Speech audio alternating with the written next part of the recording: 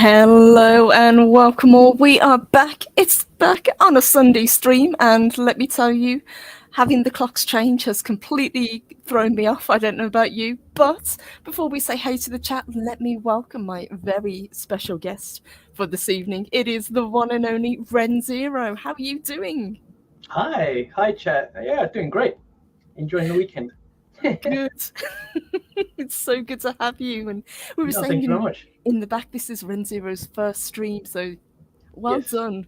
Great to have you, and very, very excited to talk about one of my favourite films. But before we jump into it, let me say hey to everybody. So we have got TZ Button, great to see you. We've got Jacob Ironside, who is very, very close to getting to 100 subs on his channel. Congratulations. Congrats. We've got Lord Doff, great to see you.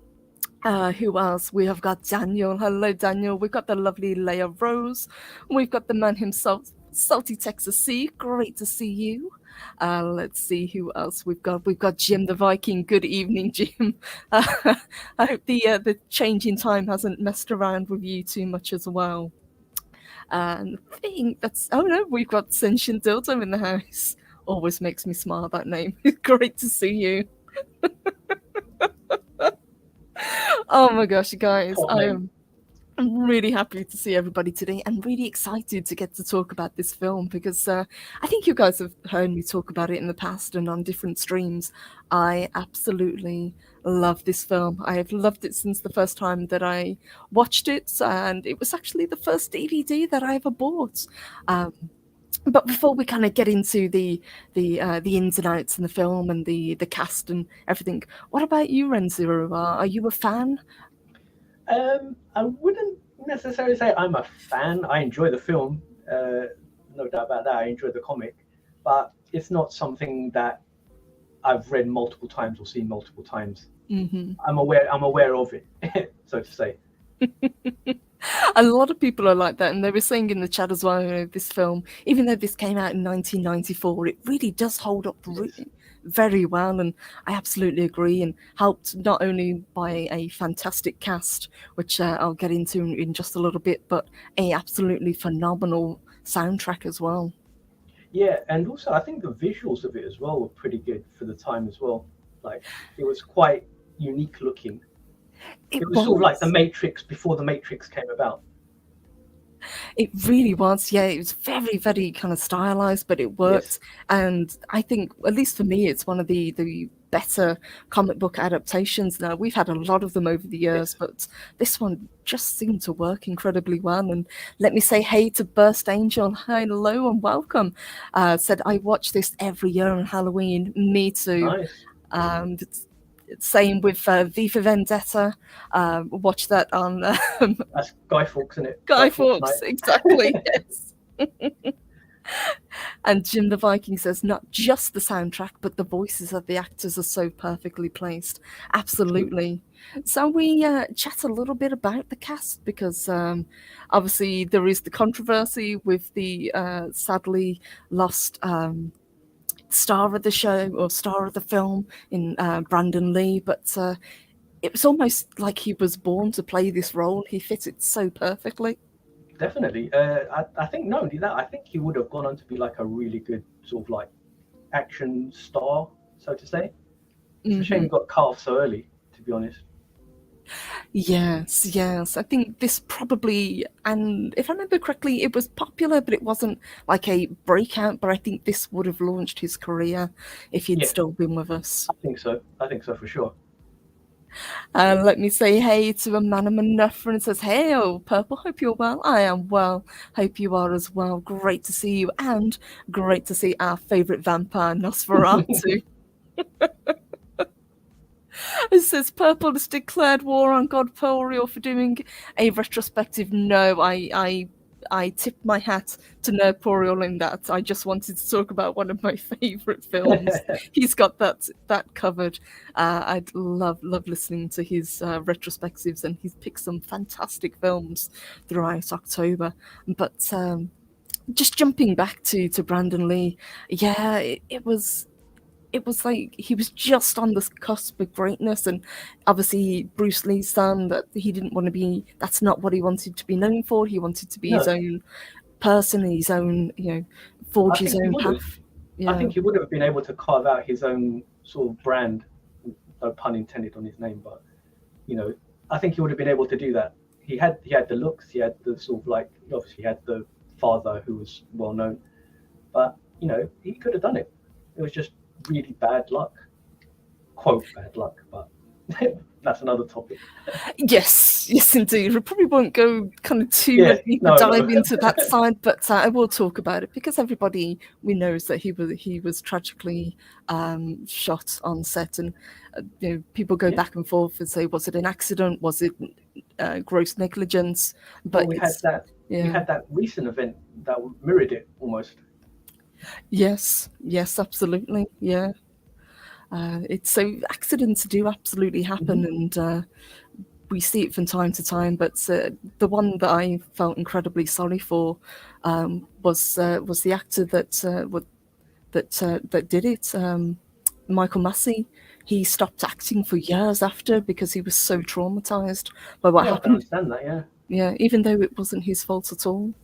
No, Um, you can't blame him, but you can also understand the repercussions of it. It's something that will definitely play on your mind for sure. Absolutely. And let me say a huge thank you to Salty Texas C. He sends us a super sticker and it's And a it, very appropriate. It's a black cat. So thank you, Salty. as he's not And jinxing the show. I say black cats are good luck, so thank you so much. Very nice. And we've got Cavatinho, Kevin Ranche, great to see you. Says here from watching the Geeks and Gamers meetup. Oh, Nice. Yeah, it looks like everyone's having a fantastic time over there at the moment. one day I'll afford to join them. Me too. I'd like to go to Orlando again. It's been a while. Sentient Dildo said he also had that sad boy look that 90s girls loved. Yeah, I guess he was kind of Mhm. guff before guff was really a thing. Yeah, Or, yeah. definitely, especially with the makeup and everything. Yes. But obviously that is from the character itself, which is Hmm. from the comic book, which I'm also a big fan of by James O'Barr. I've read it quite a few times. I haven't read all of the different versions that have come out of the Crow characters, but very familiar with the first one, which which the film is based on. But that's it. From what I understand, it's like the character of the crow changes all the time. That's correct. Yes, Yeah, yeah. So the crow is a persona rather than a particular character. individual. Yeah. Fandad Manis, great to see you, says the reboot has wrapped. Bill Skarsgård in the lead. Thoughts?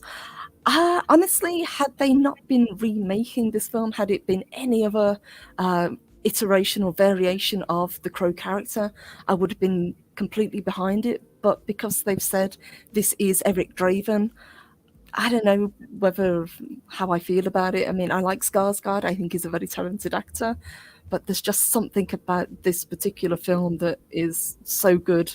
I wouldn't want anything to kind of compare and be considered on the same level, if you know what I mean. I'd probably say the same thing. I think Skarsgård is a great actor. I don't think this film needed to be rebooted, or Hmm. if you are gonna sort of reboot it, you know, given the current sort of cultural climate as well, you've got the perfect opportunity to do like a female-led one. Go for it. Yes. You know, Now, it's that it I seems could like have a got missed behind. opportunity. Yeah, Yeah, I'll be more excited. I'll be more excited to see that than trying to redo Brandon Lee's kind of film. agreed. Yeah, especially with the story and the background Mhm. that this has. Buzz Danger says no to a remake. Indeed, absolutely. Yeah, yeah. Come up with original ideas. Original ideas? What's that? Yeah, Yeah. yeah, exactly. In Hollywood, it's non-existent. Seems to have dried up. So let me give a little bit of kind of a synopsis of the plot for anybody who hasn't seen it or would like to see it. I won't give out too many spoilers, but on the 30th of October, which is why I picked today to do this show, it is Devil's Night in Detroit. Uh, Basically, a rock musician and his fiance have been taken out by a local gang, and the police officer is there trying to figure out what the heck has happened. You know, why of all nights, and why were these people basically living in a building that was supposed to be condemned? You know, why didn't they leave when they were asked to leave? And it's kind of that's the how it kind of kicks off, and then a year later we see for the first time a crow, and it's standing on the gravestone of Eric and starts kind of tapping the stone, and that's when we first see our hero of the film. He crawls out. He's completely disorientated. He doesn't know what's going on or why he's back. He knows that something terrible has happened, and he's stumbling around, and his first instinct is to go back to his home to try and figure out what the heck has happened, and where his fiance is. Um, uh, Once he gets back, he starts to have flashbacks. We've realised that this isn't. This is something that's completely supernatural. He cuts himself accidentally, and his wounds heal almost instantly. And then we get that amazing scene where he's running across the rooftops, and he's guided by the crow. So he sets out to avenge both his murder and the murder of his girlfriend.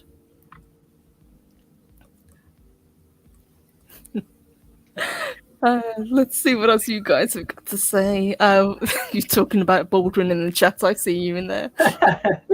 Yes, exactly. That's what I was saying earlier, isn't it? About the Yes, exactly. yes, But as the film goes on, our hero, Eric the Crow, whichever you want to call him, does manage to get revenge on those who wronged him, and he systematically works his way up to the leader of this gang. The gang, they've got some of them have fantastic names. We've got yes. Tintin, Fun Boy, Skank. I love it. I just think they're great characters. Then Top Dollar like the boss or something. That's correct. Yes, although he's not actually named in this, funnily enough. But yep, that is the head man. And Played by again, uh, a great character, which is Michael Wincott plays yes. him. That's exactly what I was going to say. Another great sort of villain actor. Classic. He really does. I can't think of anybody in this that doesn't play a great role. We've got Ernie Hudson, who plays the sergeant, who is very sympathetic, who actually stayed with Shelley, his girlfriend, as she was dying. We've got the little girl, Rochelle Davis, who plays Sarah, who comes back. The character comes back in subsequent films. Oh, okay. So she does come back. I haven't seen any of the sequels. If I'm Uh, being honest. the sequels are kind of hit and miss. I mean, I've got a kind of a soft spot for them, but a lot of people will say kind of like Highlander. There's only Yeah, one. Yeah. yeah, exactly. Yes, very good. I totally understand that now. Because wasn't Eddie Furlong like in the sequels? I seem to remember that, I believe so. Yes, I think you're right. Yeah. and I was like, that doesn't sit right with me, so I'm going to avoid this. But it really was a great cast. And we also had Tony Todd in there as well, which I think was one of Oh, his earlier roles. Obviously, he's best known for Candyman, but yes, yeah, that's what I know him for. yeah.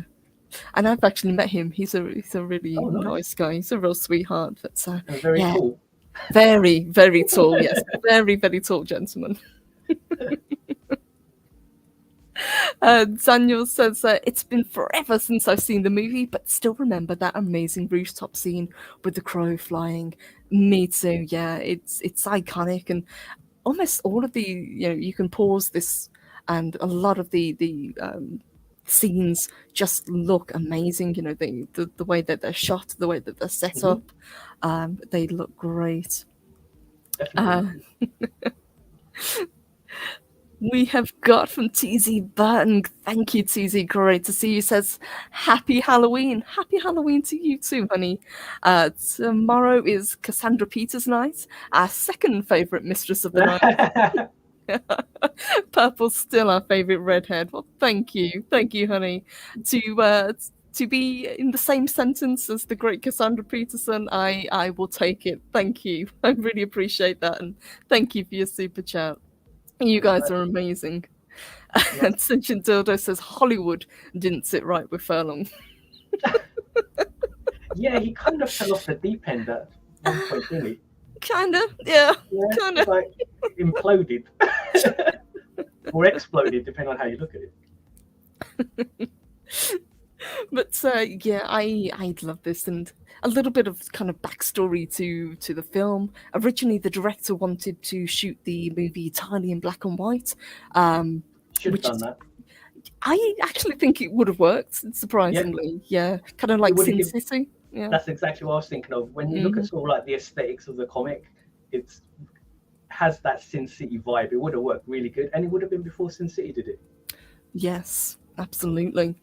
Yeah. I can see it working, and kind of glad that they did, because I think what his original vision was, he wanted to keep it mostly black and white, but kind of Hmm. use color in flashback scenes to kind of enhance those. And I think it would have worked. But either I think it way, would have worked. yeah, I think I don't But think it he's hurt the film being in color.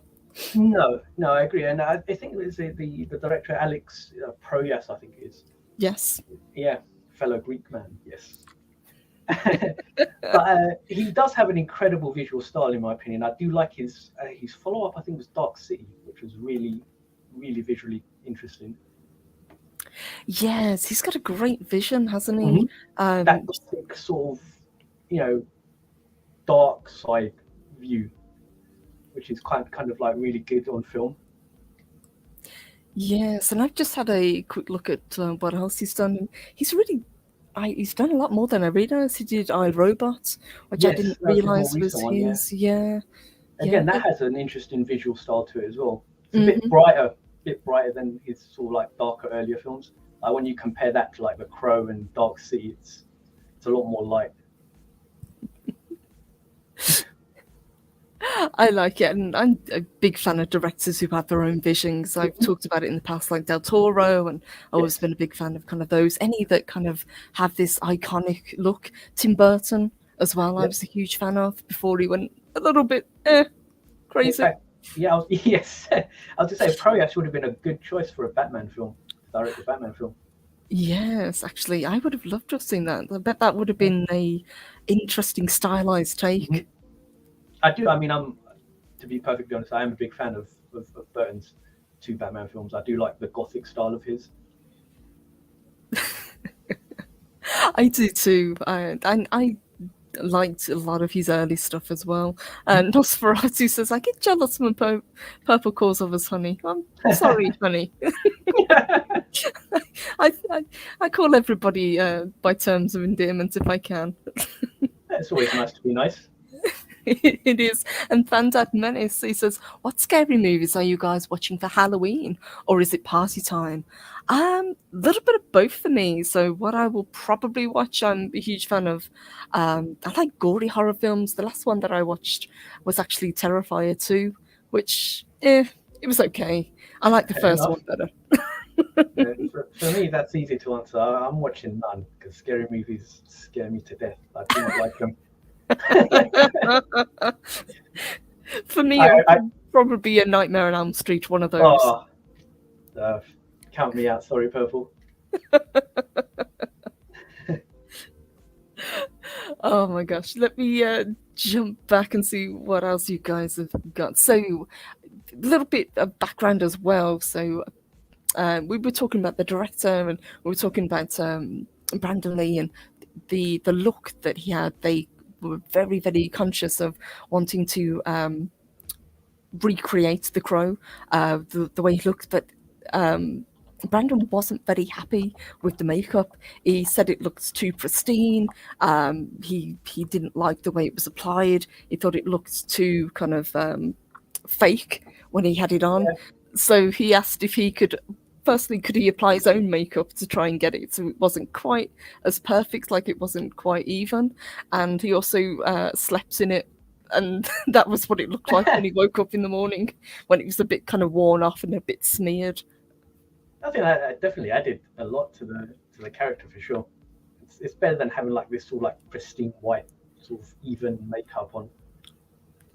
It is, yeah. And in the book, it looks similar, but um, it's a, kind of an iconic look. It's with the lines Hmm. across the face, the black lips, and the smile. It's almost kind of like a clown, but it's more like comedy and tragedy. It's the Yeah, look. that kind of sort of like artistic style. It's kind of like some characters are always like associated with like certain looks. You know, more a more sort of modern example could be the Death character in Sandman, how her look was Yes, changed significantly. You know, you can't take away the Crow's look. You can't really change it. It's so iconic. agreed. Yeah, and you talked earlier about having a female crow or a Hmm. different crow, and this is one of the few franchises where that would have worked just Yeah, fine to bring in a new character. And exactly. I still would actually like to see it. I think I would as well, and it's the perfect opportunity here. It ties in with everything that's going on or what they want to do. You know, it would have worked. I don't understand why they just thought, hey, we're just going to redo Brandon Lee's film. It's just like, because okay, that's that's easier. Hollywood. Yeah, Yes, that's people are the easier familiar with option. it. Yeah, Yeah, tap but into that market. yes, but even the author of the book wasn't too keen on Brandon Lee at the start. He hadn't seen him. He'd only seen him in his like kung fu movies, Hmm. so he didn't think that he could kind of encapsulate the character.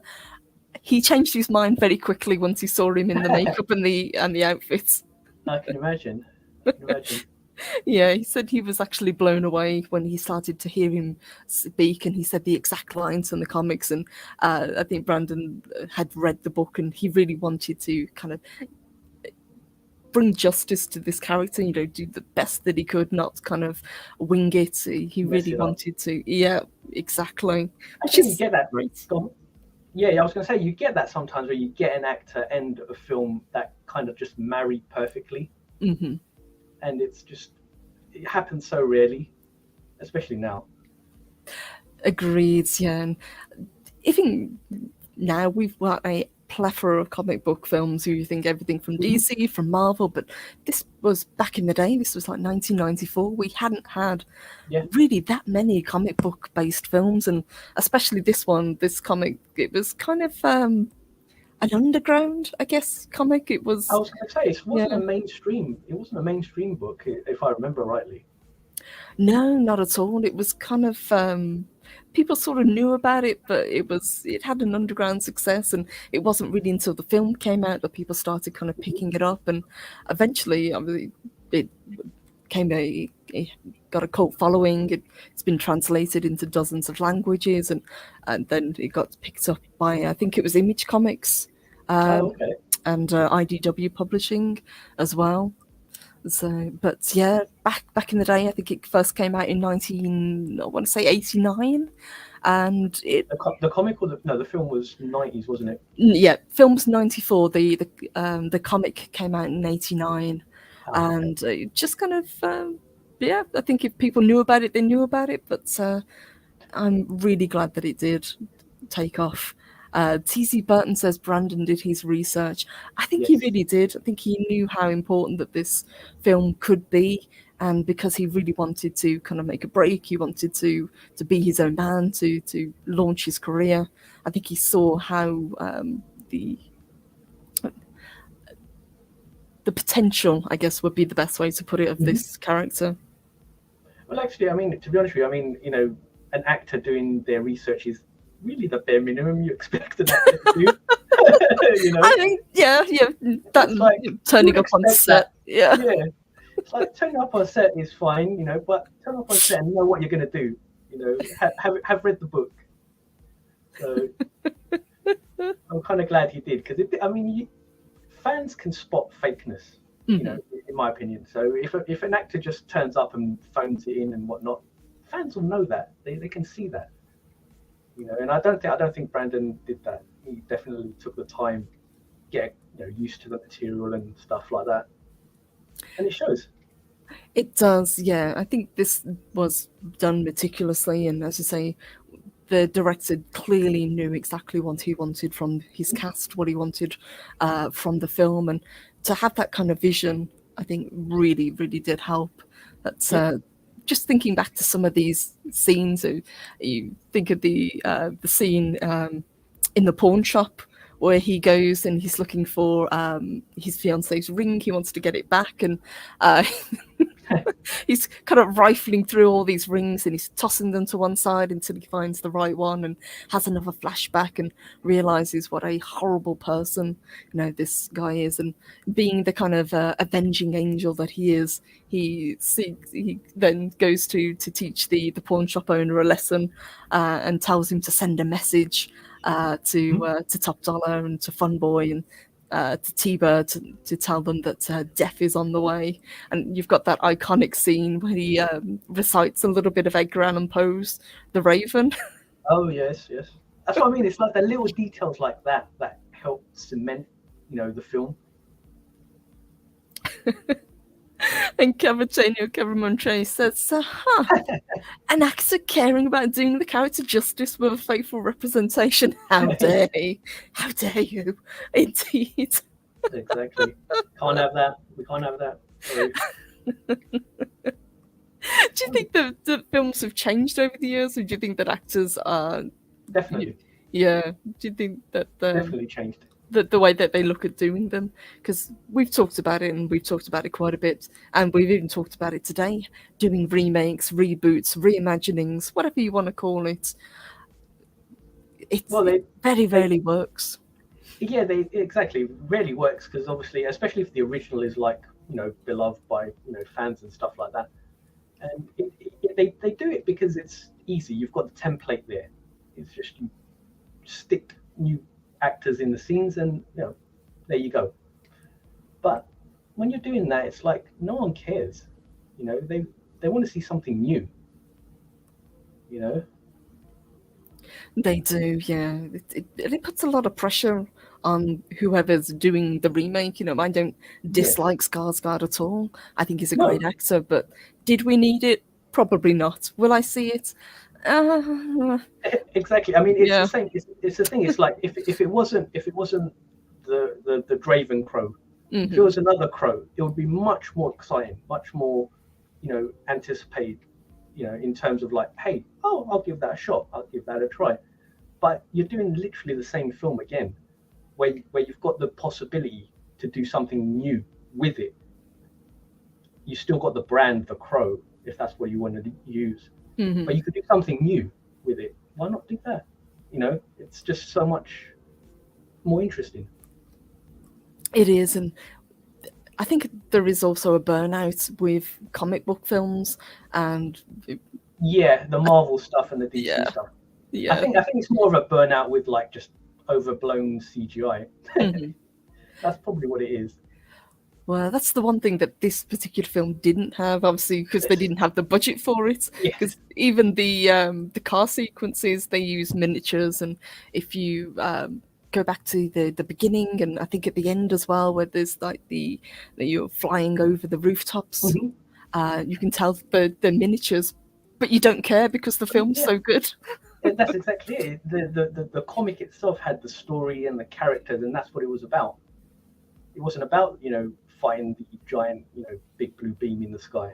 It was a character driven story. And Susie Button says, "I have crows by my home. I just wave to them; they remember." They do. Crows, ravens, anything like that. They even pigeons can recognize people's faces, and if you are lucky enough to make friends with them, they'll keep coming around, especially if you feed them.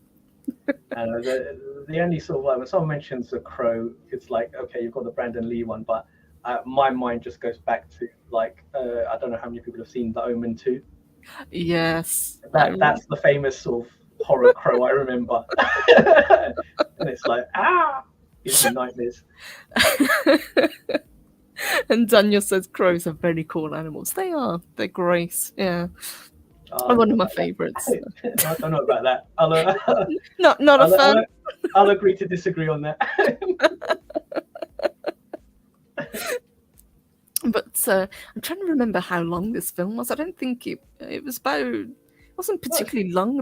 Was it about 100 minutes or so? yeah, this was Yeah. back in the day when films were Hmm. like 90 minutes. If Hmm. you're pushing like 2 hours, that was like considered long back then. Yeah. That was a hell of a thing. But it doesn't drag. The pacing is No, fantastic. It just flows really well, and it tells the story that it needs to tell. yeah, there's no padding. There's no padding exactly. That's what you get nowadays with a lot of Hollywood films. There's a lot of padding, and you get run times of like 2 hours 20 minutes, 2 hours 30 minutes, and now I think the new Avatar is going to be like 3 hours or something stupid like that. I'm like, Oh what? no. Yeah, I'm thinking, what? No way that story can sustain 3 hours. Haven't we got like half a dozen of those films coming or something Yeah, silly? Yeah, yeah. when I think of like 3 hour films, I think of like Ben Hur and like Ten Commandments. Stories that need that amount of time to be told. Avatar, 3 hours. Yeah, I don't know. Cut some of that out. T.C. Burton brings up another one. Seen Hitchcock movies. Yes, The Birds has a lot Yeah. of crows in as well. And let me say, hey, great to see you. Your Muslim uncle. Good to see you. Good afternoon. Hey there. And let's see what else you guys are saying. Bandad Manis says, what do you call a pair of crows? Attempted murder. That's good. Very well. Oh my god, chat, you guys are on fire today. It's so good to see you all. What was the other? Oh, I was talking a little bit about some of the scenes. Some of them were so iconic, and the other one that I wanted to kind of talk about, other than the one in the pawn shop, was the one that was the scene where he actually tragically, accidentally was shot, and fortunately, it was filmed later. You know, on in the movie, so it wasn't actually filmed in sequence. But it's when he confronts Funboy and Sarah's mother, and he takes Funboy out. He's done. He's dispatched, and then he finds the mother, and she's shaking. She's screaming at him to leave her alone, and he kind of grabs her by the arm, and what she's just put into her body, it comes back out, and she sobers up, and he says to her, go find your daughter. Your daughter's out there on the streets. I think the line was, mother is the name of God on the hearts and lips of all children, or something, words to that effect. And it's such an iconic line. Yeah. Again, it's like you kind of stay true to the source, and just it comes through. It really does. And yes, T.C. Burton, that I will agree with. Yes, Yes, the extended version of Lord of the Rings. yes, definitely, definitely, and that still had stuff cut out. Yes, it does. Yeah. So, I don't know. There's a I keep hearing about people saying bring back intermissions in films. I'm like, maybe for some films you might need it. Lord of the Rings is definitely one of them. Yes, although I would love to do a full marathon in the cinema of all three of them, the extended version, and just spend the Oh, entire day. yeah, I did that on DVD with a couple of friends, and it took us like over 12 hours, I think. Oh gosh, Yeah, worth it. yeah. By the end of it, you're kind of like falling asleep, but the story keeps you going. And to be fair, they're quite well paced, considering they're so long. They are, they really are, and I think pacing we've talked about is so Mhm. important with films. Definitely. Um, with this one, do you think that it still holds up? We talked a little bit and we kind of covered it briefly, but do you think that this is a film that has kind of lasted the test of time? I think so. I think you can see that in the following. I think people still talk about it. They still watch it. You know, and it's a film like you said earlier. It doesn't rely on special effects, so that aspect doesn't date. So yeah, I think it still holds up. Nosferatu says, I like Godfather 1 and 2 for long format movies. Another Yes, excellent choice. yes, good choice. Yes. Good. But I agree. I think that because this film isn't pretentious, it doesn't try to be Yes. something or doesn't pretend to be something it's not. It just tells a good story. Mhm. And technically, I struggle to kind of decide what genre to put it in. It's a little bit of fantasy, it's a little bit of horror, it's obviously comic book because Definitely gothic. gothic because of the source material, exactly. But also it's kind of a love story as well. And that is Yeah, the fundamental that's the core of it. core running through. Yeah, Yeah. and I think that's probably like another thing that what that how it's lasted. Or you know, how should we say, lasted so long is not the right way of putting it, but it's still kind of relevant now because it is a love story at its core. That's what it's about. It's not trying to be some big budget explosions extravaganza. Absolutely. Phonebox Chicken, great to see you. Says hello. Despot is one of my favorite long Classic, films. Great classic film, film. yeah, definitely a classic. And let me say hello and welcome to Pat S. Great to see you. It says, I bet I'm the only person here who can say they saw The Crow with Purple Valkyrie. This is true. Yes, I remember. Oh, Yeah, we did actually watch it at the same time. at the same time in the same place or separately? We were covering it for another stream, if I remember Ah, correctly. But yeah, it was. It's it's one of those films that it's great to watch on your own, but it's great to watch with a group as well or friends. oh, especially if they're all fans of it. Yeah. Yes. And Cavaltano, Cameraman Shay, great to see you. It says, not sure which movie sold more black trench coats, The Crow, the Crow or The Matrix. I would say The Crow did it first, but The Matrix probably sold more. I would go with that as well. Yeah, and I think The Crow is probably the one of the reasons why I do actually own a full length black leather coat. Don't wear it very often because it's incredibly heavy, but when it gets Yes. very cold, it's great to pull out. I had one after The Matrix. It just weighs a ton. Like you just don't want to wear it. And TJ, a work in progress, great to see you. Says hello all, hello to you too. Hope you're having a great day so far. But yeah, we were talking about being a love story, and I think that it's important not to kind of lose sight of that, and Mhm. that's one of the core elements running through pretty much all of the iterations of the Crow. It's the wanting to right whatever's been wronged. This isn't Mhm. a case of the main character comes back to life to get a second chance. They come back because something atrocious or They've got a terrible right has to been done. a wrong to right, should I say? Yes, exactly. Sinjin Dodo, I would say Triumph of the Will sold more black trash cakes. Damn. Wow, that's going back a few years. You can't beat a long black trench coat. They look great on. They really do. Mhm.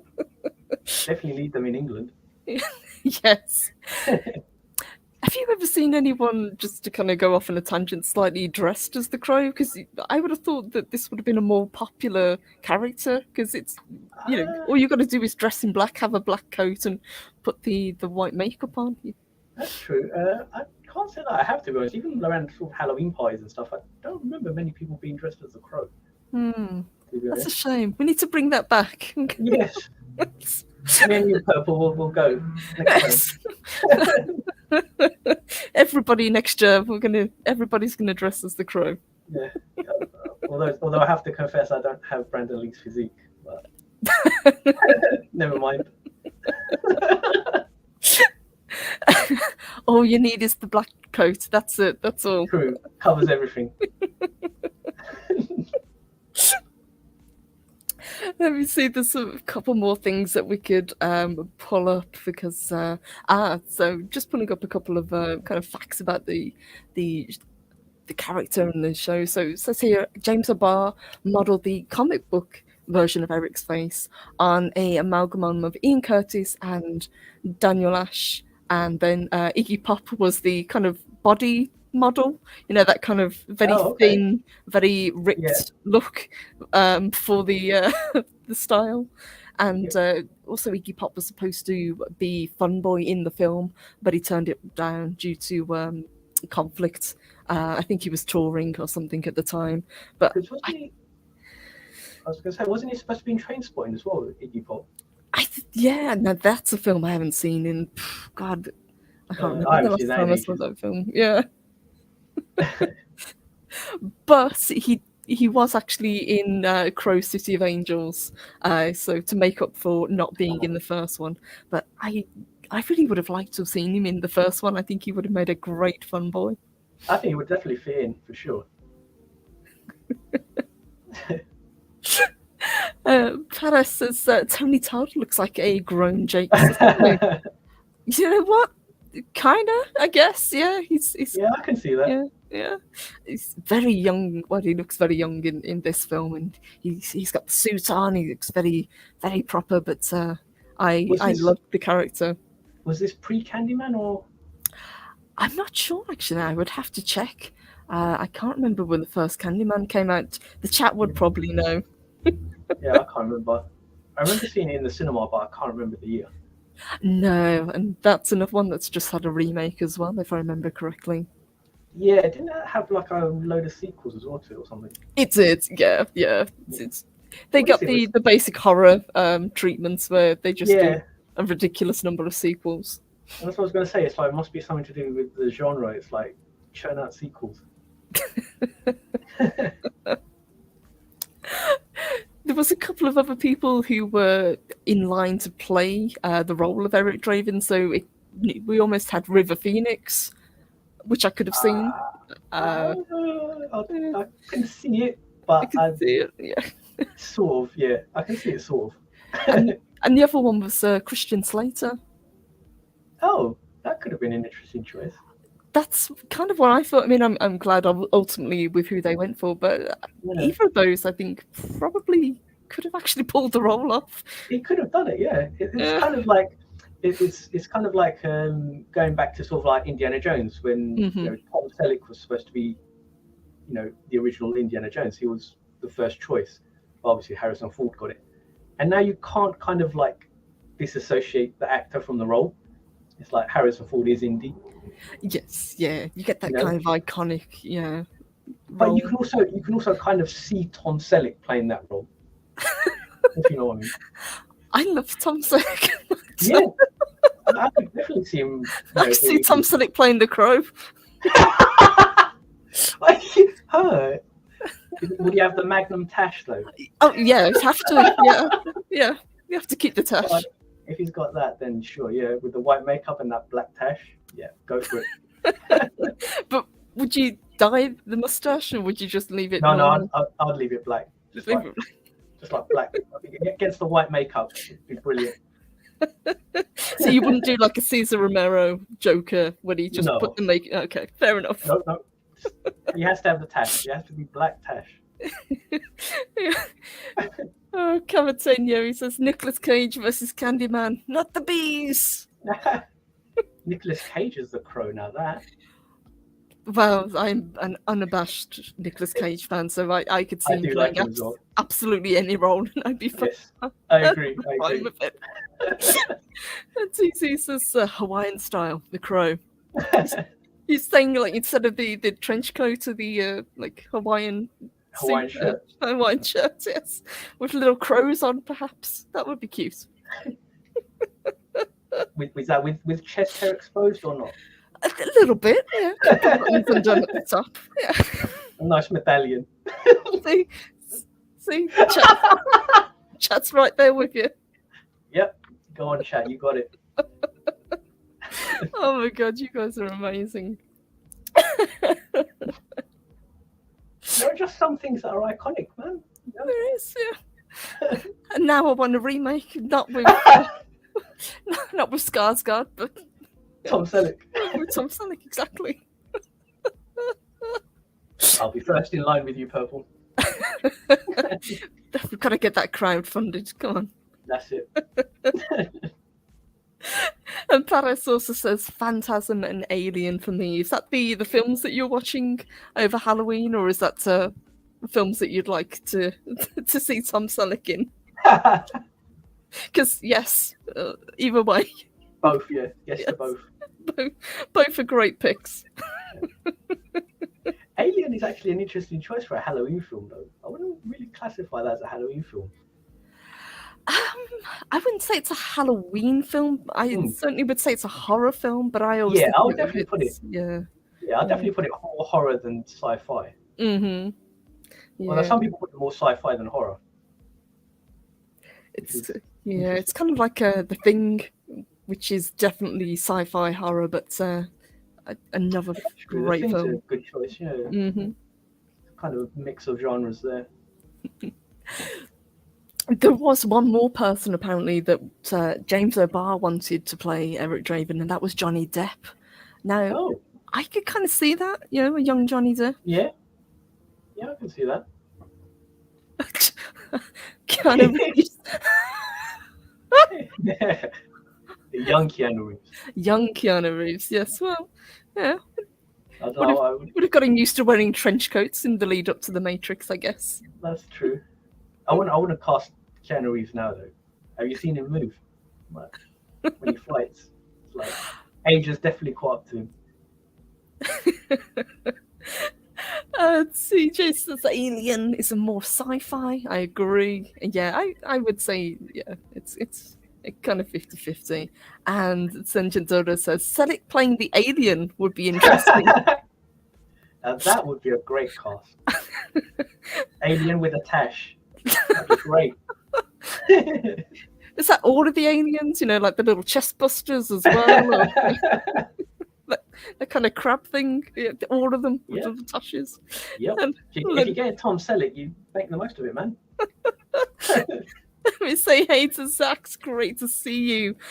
We've talked about this on his channel a few times as well. It says Purple Valkyrie in one of my favorite films. Yes, please. Yes, indeed. Had a great time getting to talk to it. And Zach is also very knowledgeable about the comic as well. Nice. Let me say hey to Miss Martin Muses. Good to see you. And Fandad Manis has got a question for us. He said, have you guys seen Snakeland? And there's a sequel. Both are awesome vampire movies and pretty gory. I have not. I have to confess. Until you mentioned it, I've never heard of it. I think I've seen the first one. I certainly haven't seen any of the sequels, but if you recommend them, I'll check them out. I'm always on the lookout for more horror films to watch. But I liked the first one. I thought it was an interesting take, and anything that kind of does like a different take on vampires is great. TC says, love the Alien series, indeed. Oops, and Fandad said, you must. All right, I will check those out. Thank you. Is that like a new, different spin on sort of classic vampire films, I take it? I think so. If it's the one that I remember, like I said, it's been a while, but I do remember watching it. Kind of like Near Dark, where they did the vampire film, but it wasn't really a vampire film. Yes. Different take on it. Yeah, and what was that one? Is it 30 Days of Night as well? That was pretty good. That was another Different spin one. on the Yeah, vampires. another one based off a comic book as well. But I don't know. This just kind of jumping back to The Crow. There's just something about this, and it wasn't particularly popular when it came out. I think it did okay at the box office, but it didn't light anything up. But it was more No, of a sleeper hit, and I think over the years it's definitely developed kind of a cult following. And as I said, this was the first DVD that I ever bought. I think it was like I think the surrounding circumstances with Brandon Lee helped kind of elevate that a bit more. Yes, absolutely. Yeah, once you've got Definitely, that attached to it, yeah. that's definitely kind of helped it sort of grow in sort of definitely sort of cult status, I'd say. TJ says, I'm going to throw this out there, but you're all probably too young. A young Lee Van Cleef as the Crow. No, I am definitely old enough to know young Lee Van Cleef. And yeah, I can kind of see that. I think his nostrils might be too big though, but I could get behind that. Yeah, I can see that. Yeah, I I can can see see that definitely. that. And Zach said, I actually found a ton of my Crow comics that I thought I'd lost. They're in terrible condition, but I'm happy to have them. Uh, I've got to admit, I'm a little bit jealous if you've got some of the originals. That is amazing. Uh, I've got a couple of them, and I've got the collected editions that they've done. But I wonder yeah, how much they go for nowadays. I mean, it's been a while since I priced my collection, but quite a bit, I would imagine. I mean, if you've yeah, got I would imagine. the original run from '89, gosh, yeah. No, especially if you've got it signed and whatnot. Yes, and James Abard does quite a lot of signings. He goes to a lot of conventions and things, and I've met him a couple of times, and he's a really nice guy. I've got a couple of prints from him, and he signed one of my graphic novels, like the collected Nice. edition. Um, really, really nice guy to talk Yeah. to, pretty down to earth. He must be in his 60s now, though, isn't He is, it? yeah, yeah, he is, and he's another gentleman that has Hmm.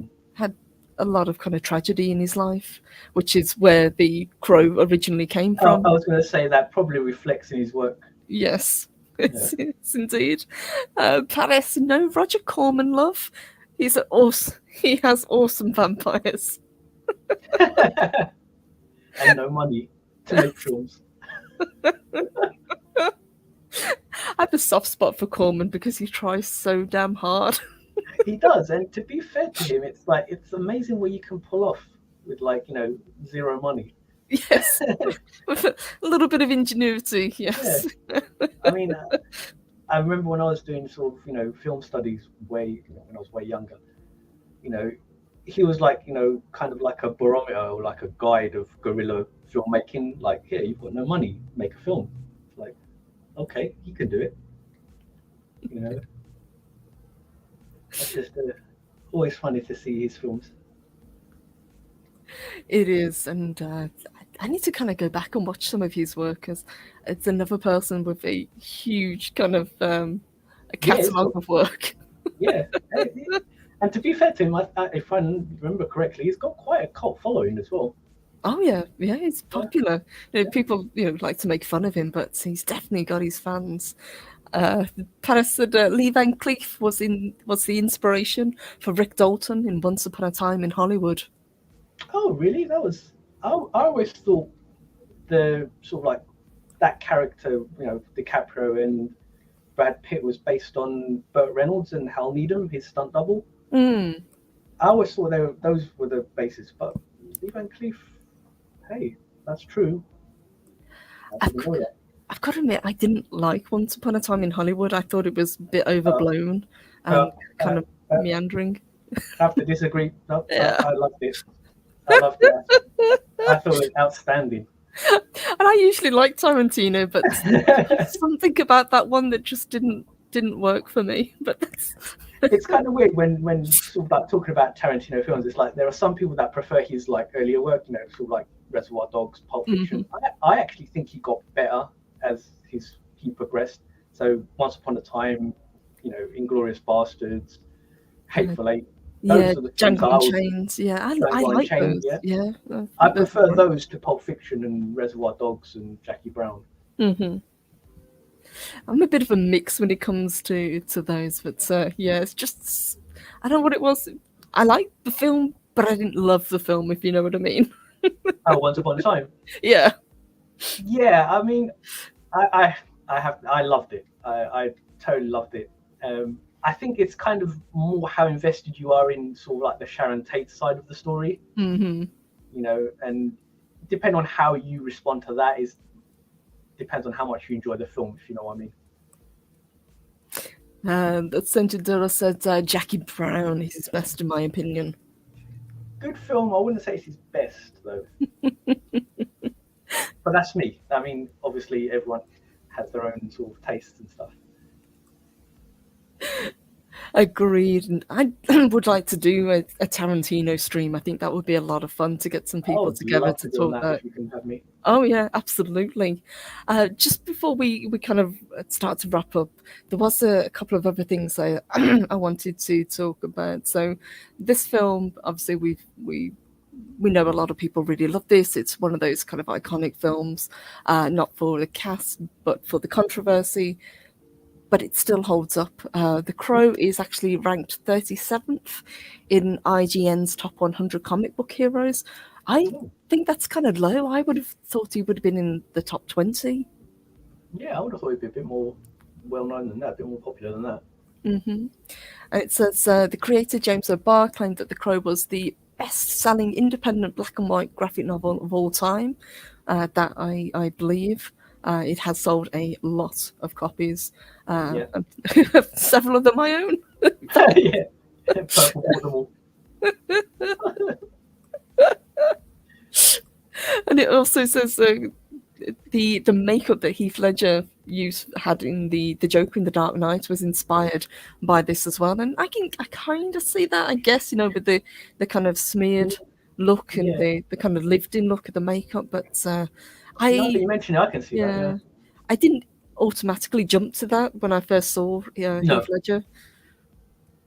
no, but now that you mention it, I can see where that's coming from. Yeah, I guess. But again, another one that was gone too soon. But what an iconic film to leave on, and it seems to every so often we have this happen. We have like this breakout film, and we have this star, and something tragic happens to them, and um, But it we're depends, I lucky guess. what gets left behind, I guess. Yeah, true. I mean, I can't speak too much about Heath Ledger, but definitely his lifestyle didn't lend itself to healthy living, shall we say? Yes, this is true. Yes, yes. There was a little bit Talented self-inflicted. guy, like, Talented guy, but troubled. but Yes. very troubled. Yes, very had a lot of demons. Cavitania says, Purple, do you own the 4K remaster of The Crow? I don't. It's on the list. I've got a copy on DVD, I've got Blu ray, but I don't have the 4K remaster. But I would love to pick that up. Absolutely. Zach says, unfortunately, they're from the image run, not original. I sent you a pic. I will check those out, but still, that's a fantastic run Yeah, to have. they still must be worth something. Oh, yes. Yeah. Um, I miss picking up comic books. I don't know if you're a Yeah, comic book fan, but I miss going I out and getting them. I stopped collecting comics. Oh, it's been a fair while now. It must be about 15 plus years now. I stopped. I haven't picked up a new comic in, well, not a mainstream one anyway, in ages. Mm, I agree. Before we start to wrap up and let everybody get on with the rest of their Sunday, you've got something that you wanted to talk about, haven't you? Because you're a creator as well. Yes, I have my first comic out. There we go. I'll put that in the chat, guys, if you want to check Yeah, that out. Do you want to tell us a little bit about it? yeah. Well, basically, it's the first episode of like a series I'm working on, and it's called Chronicles of Ivy, and it's a fusion of genres, a fusion of like fantasy, sci-fi, gaming, pop culture, all that kind of stuff. The world that I kind of come from. And yeah, it starts off with like a the first episode begins with like a sort of small heist, but that gradually grows into something bigger. I don't really want to say too much because the reveals are kind of No part of the spoilers. excitement. Yeah. Yeah, I'm not going to give spoilers away, but it's on Indiegogo now, so you can go check it out.